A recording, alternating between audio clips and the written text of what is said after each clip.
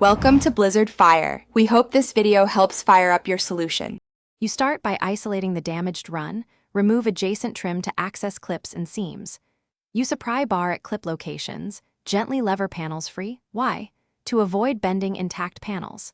Once done, label each panel's orientation and fastener type so reinstallation matches original alignment. Make sure to remove old sealant completely.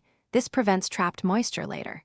You'll need replacement clips and 1/4 and 3/8 sockets ready. And personal protective gear. Safety protects you while you work precisely.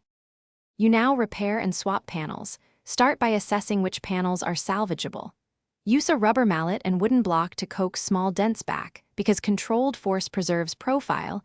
If metal fatigues, replace the panel. Once replacement is chosen, align clip spacing to the underlying clips, then seat the panel firmly. After seating, clean mating surfaces and apply primer to any bare aluminum. Then lay a continuous bead of 100% silicone seal to prevent water intrusion, and you finish by reinstalling trim and fastening panels from the bottom up, making sure each clip engages fully.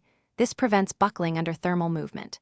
Tighten fasteners to original torque. Over-tightening deforms aluminum. Once installed, tool the sealant into seams and smooth the bead. Remove excess within 10 minutes to avoid skinning. Finally, test for leaks with a hose. If you find a drip, check clip engagement first. Misaligned panels cause most leaks, so loosen, realign, and reseal that joint. Thanks for watching. If you found this helpful, don't forget to like and subscribe.